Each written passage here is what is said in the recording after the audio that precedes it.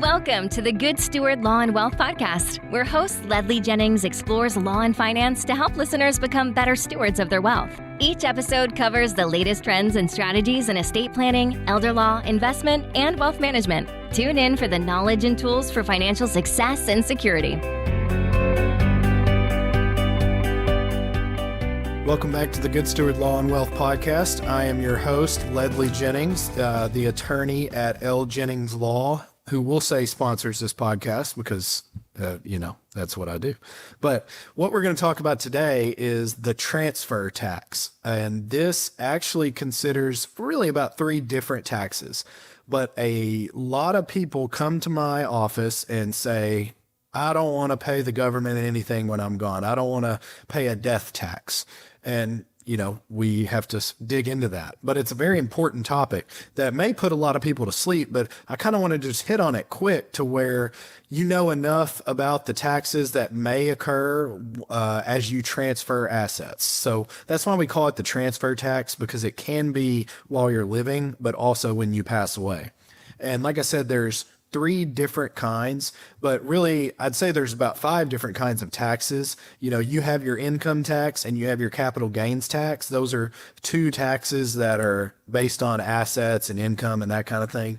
But really the transfer tax concerns gift tax, estate tax, and then here's a new one for you, the generation skipping transfer tax. And that's a very fun one. But we'll start with gift tax. So you may or may not have known this. If you make a gift to somebody, it is taxable. In fact, that rate is about 40%. So if you make a gift to someone, you have to report it on your tax return. Now, you probably thought, well, I've never done that.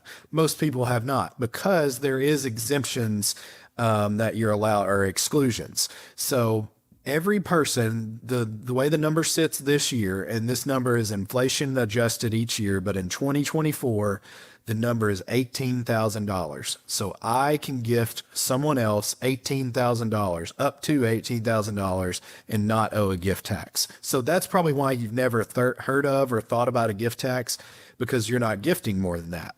In fact, it's even better than that, because you can do that to anyone. So I can gift $18,000 to my son, to my cousin, to my friend, to the church. Well, church is different, but anyone. I can gift $18,000 to 100 different people. So it's a tax on the giver per person that they gift to. And something different is husband and wives. There's no gift tax between husband and wives. That's not a thing. You are married, you're expected to share everything. So you and your spouse can give $18,000 each to the same person. So really that's $36,000 that you can give to a person. So another way to think about it is, well, what if you want to give more? And why would you want to make gifts to people first off? Well, the first reason that I see that my clients want to make gifts to people is, number one, just out of the goodness of their heart. They want to help their kids with the down payment on their house, their first house.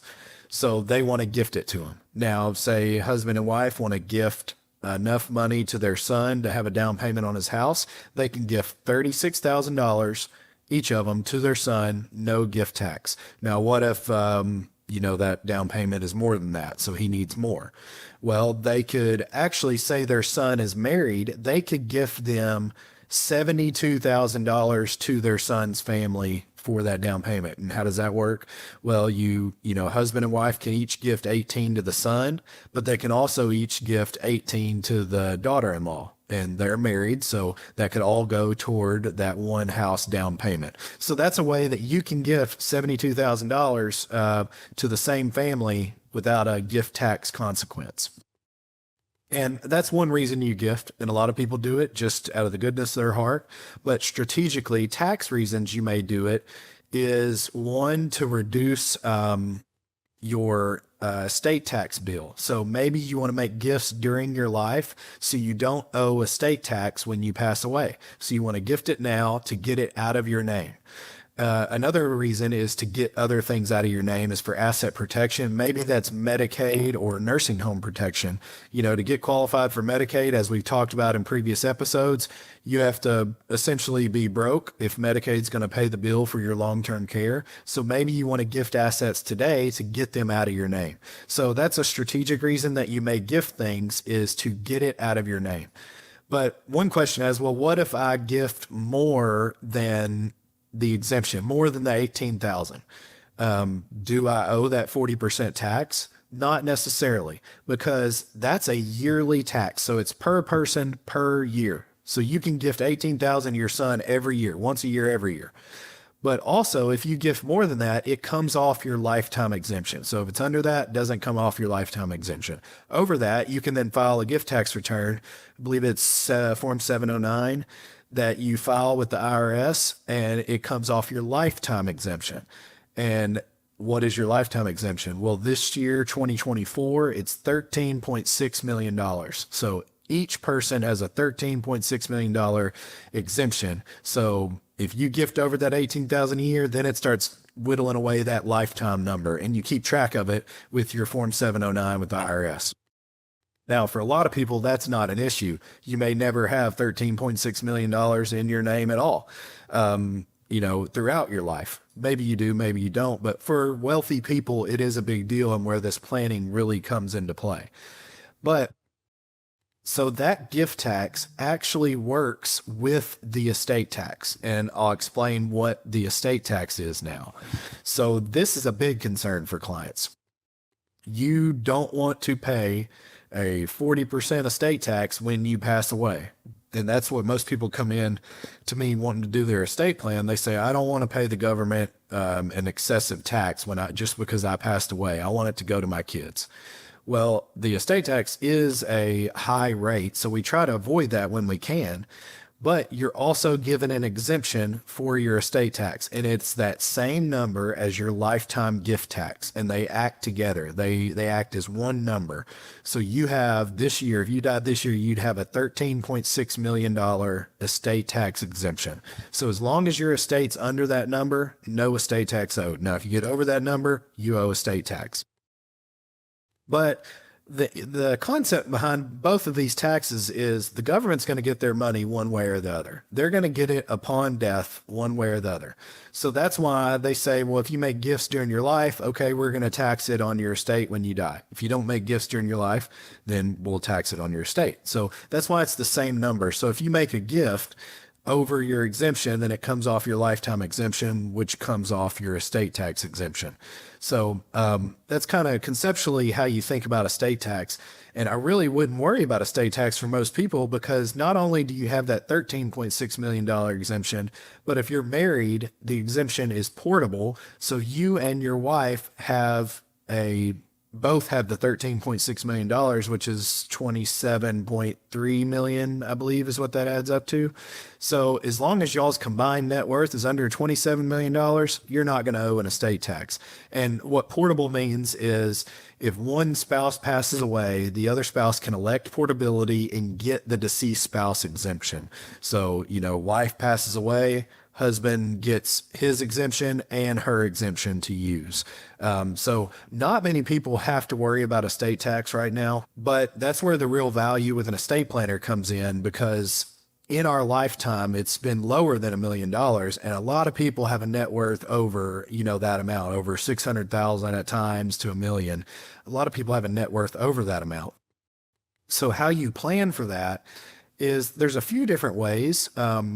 If you're very wealthy, then clients want to use that gift tax exemption while it's so high and gift their entire $13 million while they have it out of their name into either just outright to their kids, or better yet, into a special irrevocable trust that gets it out of their name, whether it's a trust in their kids' names, or you will hear a lot of people talk about SLATs, which are spousal lifetime access trust, just various kind of trusts that protect against estate tax.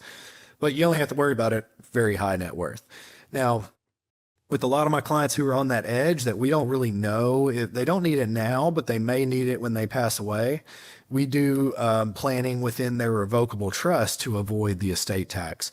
And how that works is we set up, say, a joint revocable trust. When one spouse passes away, we look at the value of the estate and divide it. So say we take they're worth, $20 million.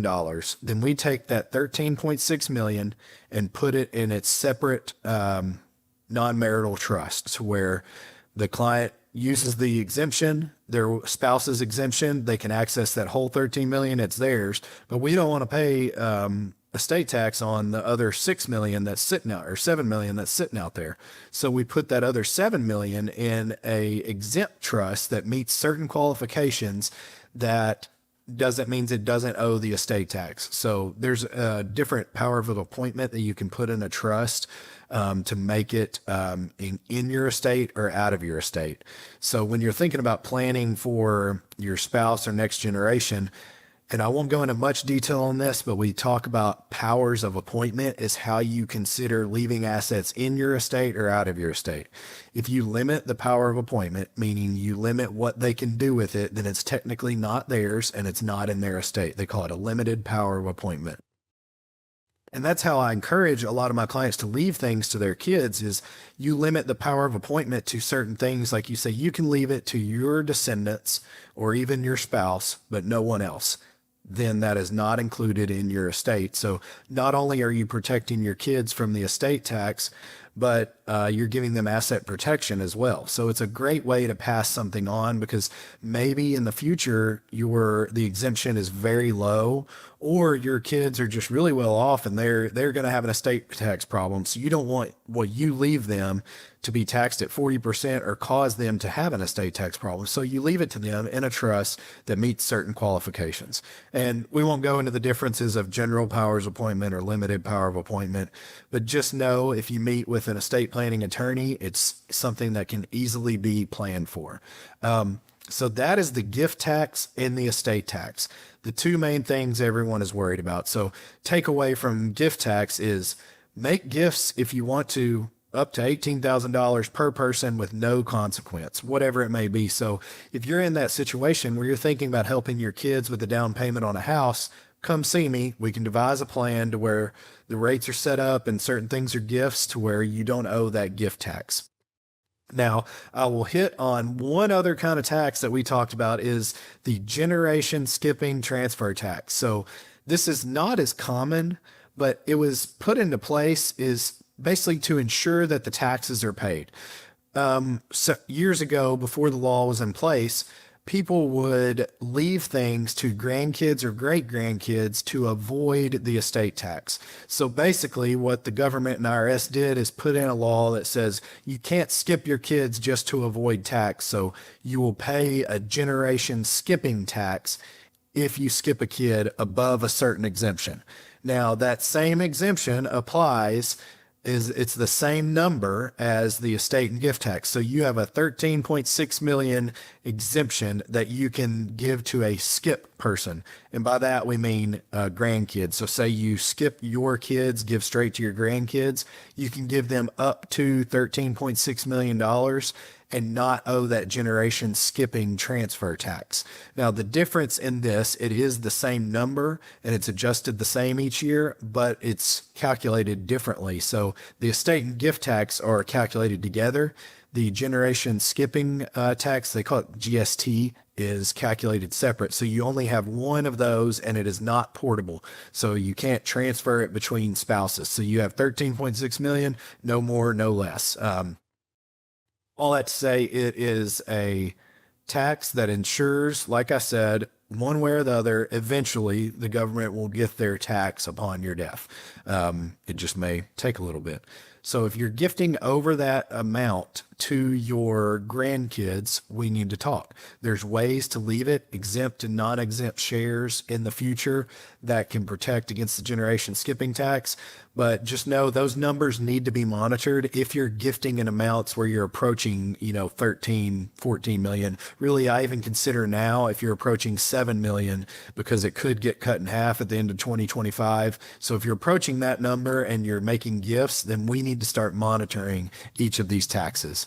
And that is what I wanted to hit on today, is just the three kinds of transfer taxes. All that to say, not many people have to worry about it, but if you do have to worry about it, we can plan for it. And thank you for listening to the Good Steward Law and Wealth podcast, where we consider everything a gift, and it is our job as good stewards to do the best with what we've been given.